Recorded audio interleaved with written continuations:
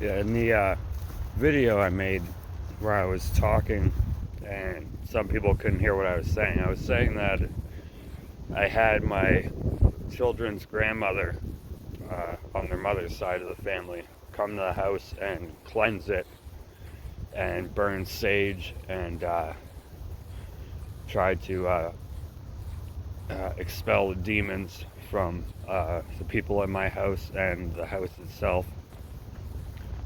And, there's going to be people that say, well, the blood of Jesus protects you from all those things. Well, not really, not in my experience. Like, he will save you. Like, once you die, you go with him, right? And he can protect you as long as you follow, his teachings and stuff. Like, there shouldn't be stumbling blocks in front of you, right? But not really. Like, there's other things involved, right? Like, and like, yeah, you're always in the end saved by Jesus, but like he had to be there in person to take the legion of demons out of that guy and throw him in the pigs, right? Like, he had to be there in person. Like, it's not, you can't do it yourself. I've tried hundreds of times. There's I'm just saying, sometimes you need outside help also. um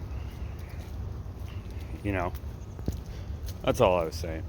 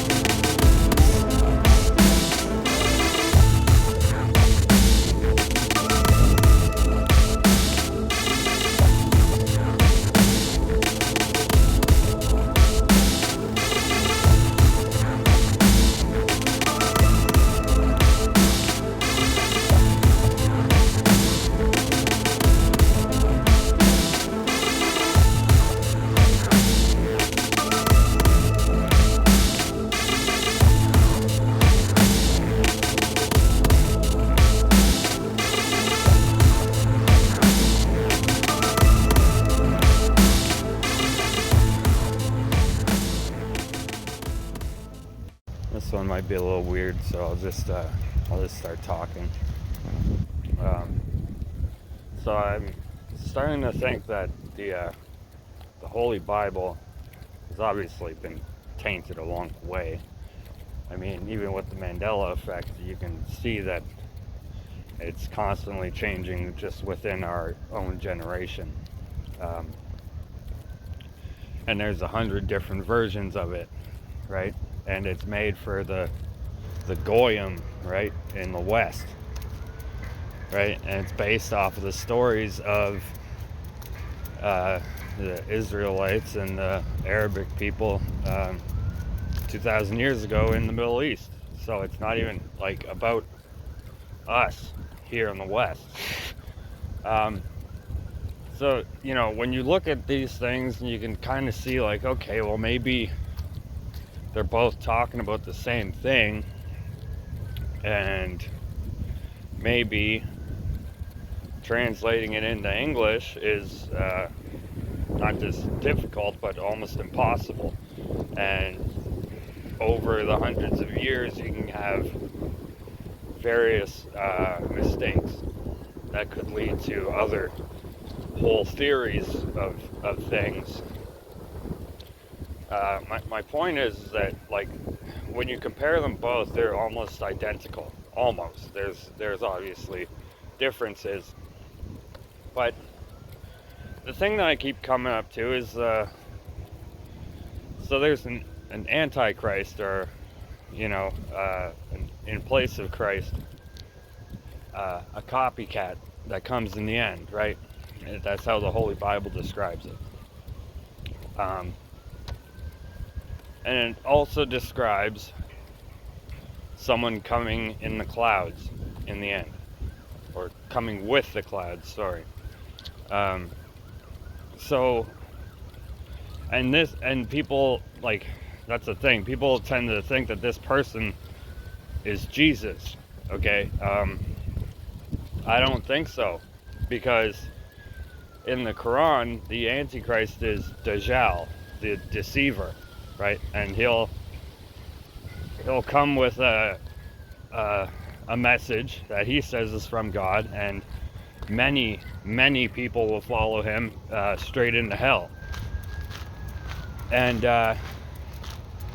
then there's the Mahdi, right? Which is, I guess you'd say, of the same family as Jesus and as Moses and King David. Like, it's the same family, the Holy Family. And this is the 12th, from my understanding, right? I'm not an expert at religion or anything like that. I'm not a religious person. I believe in God and in Jesus and the things that I experience in my life, right? I don't go to church.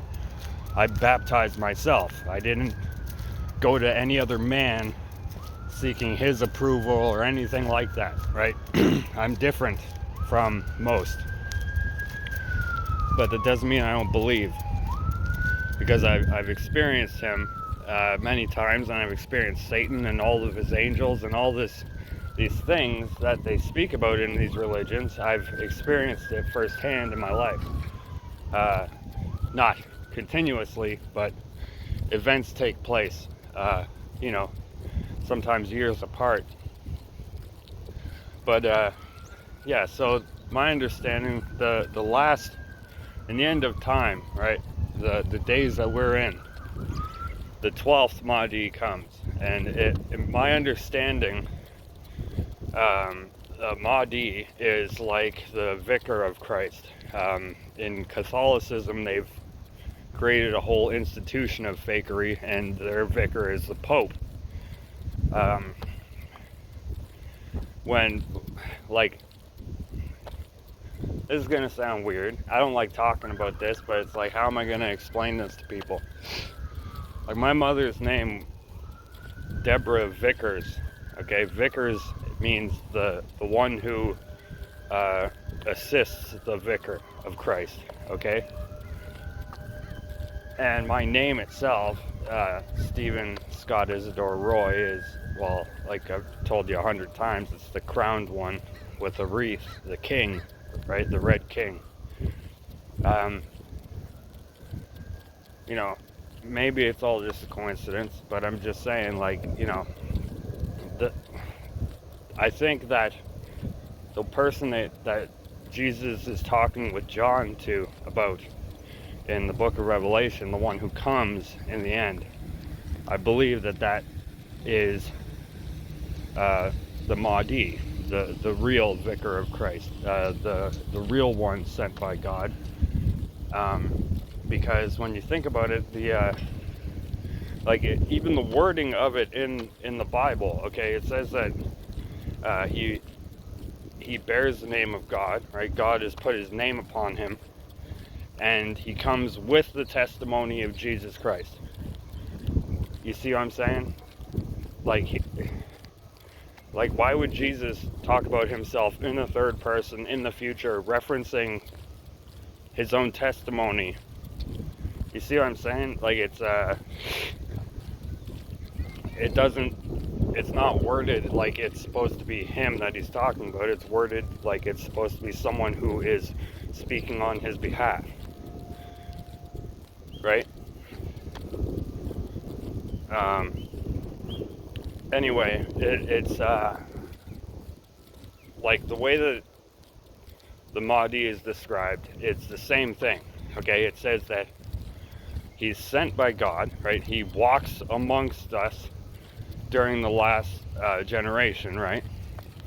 Like, he's a man. That's what that means. In the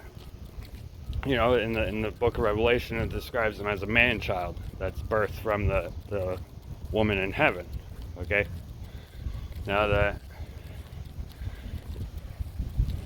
So like, it also says that the Mahdi has Isa, Jesus, praying behind him. So it's not Jesus himself, it's someone of the same lineage, and he comes with Jesus praying behind him and God guiding him. So it's I think they're talking about the same person, and obviously I think that's myself, even though really I'm just a man. But that's exactly what it describes, right? And I think, yeah, all the religions are based off of truth, and humans are very imperfect,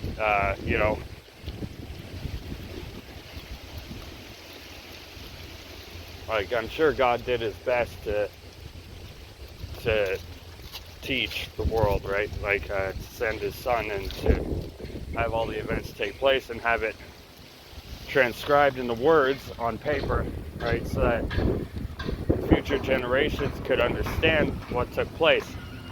And over 2,000 years, this has turned into ways to control people, groups of people, right? And not just that, but to create different books to pin them against each other. That was never God's intention. Like, if you know God, you would know that he doesn't look at us like we're different, okay? We're all exactly the same. Like we look different from each other, but that's because it's the way it's supposed to be. You can't have, cats all over the world and then, go back 500 years later and then look all over the world for the cats and they all look exactly the same. It doesn't make any sense, right? Like, humans, they adapt to their surroundings, and over hundreds of years of time, the adaptation of their surroundings and their environment will be shown in their offspring, right? You'll have thicker skin where is needed, right, in like ocean places and things like that, and you'll have darker skin when you're in a desert, right? And over time it just gets that way. But we're all exactly the same. You know what I mean? You cut yourself, you bleed the same blood as everyone else. And there's only one God. We're all worshiping the same guy. It's in our own confusion that we think that there's different gods. Like Like the God of Israel is different from the God of Islam, but it's not. They're the exact same person. You know, maybe that's the message that's going to bring the world together. I'm not sure. Maybe you got to show them. You know what I mean? Like maybe if I'm this person, maybe I actually got to show them God, like the face of God in the sky somehow. Maybe somehow I'm going to have to interact with him. I don't know. I'm just thinking out loud.